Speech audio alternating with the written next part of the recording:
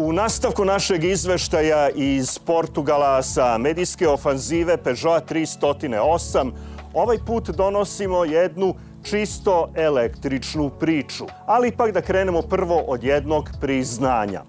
Peugeot E308 je od strane nemačkog ADAC-a proglašen za energetski najefikasniji automobil na tržištu. Dobro, okej, nije baš prvi, nego je drugi, odmah iza Peugeota E208. Elektromotor od 156 konjskih snaga i odmah dostupnih 270 Nm obrtnog momenta povezan je na bateriju kapaciteta 58,3 kWh. Električna arhitektura ovog automobila radi na 400 volti. Ubrzanje do 109,3 sekunde, a među ubrzanje od 80 do 120 km na sat je 6,1 sekundu. Maksimalna brzina je odmerenih 170 na sat. U duplove LTP ciklusu vožnje, gde god se nalazilo to mesto smešnog naziva, autonomija je povećana u odnosu na prethodni model za 34 km do brojke od 450. U borbi za svaki elektron rekuperacije iza volana imate lopatice kako biste idealno podesili nivo regenerativnog kočenja. Na javnim punjačima, onima od 100 kW, od 20 do 80% napunjenosti baterije, treba će vam 32 minuta, što baš i nije za Nobelovu nagradu iz automobilizma. Ipak ovde Peugeot ima dve inovacije. Prva je da možete da ograničite napunjenost baterije na 80%. To je zgodno za svakodnevna dopunjavanja u gradu. Takođe, veoma dobro znamo da onih poslednjih 20% do 100% punjenje i tekako ume da potraje. Druga novina je članstvo u Plug and Charge programu. Naime, kada dođete na komercijalni punjač, čim priključite kabel, punjač automatski prepoznaje vaš automobil. Drugim rečima, nemate potrebe za učlanjivanjem u raznorazne nacionalne razbojničke aplikacije i ostavljanje depozita od 500 evra.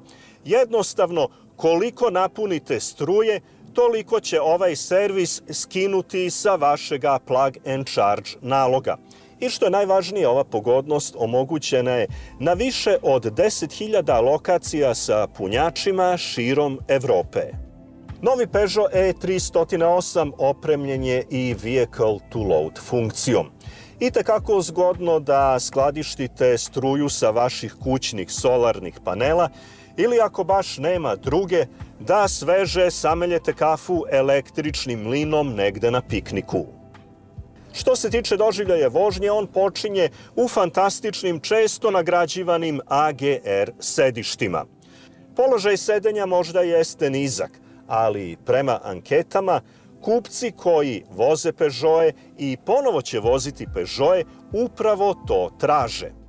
Ako mene pitate, povišena pozicija sedenja u SUV-ovima je itekako precenjena, jer kao ja imam divan pregled puta sedeći tako povišeno, jedino mi u tom pregledu puta smetaju drugi SUV-ovi.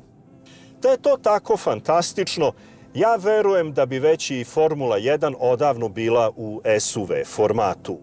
Peugeot je jedan od retkih proizvođača koji za doživljaj vožnje svojih automobila ima i patentirano ime.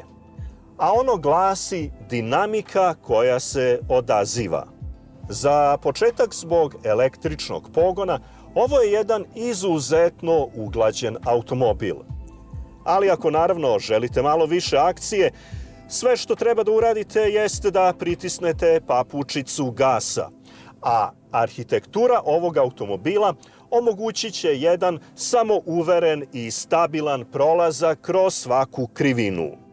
Kada govorimo o povećanoj autonomiji, treba da znate da ovde ne važi taj prokazani engleski pojam range anxiety ni u ludilu.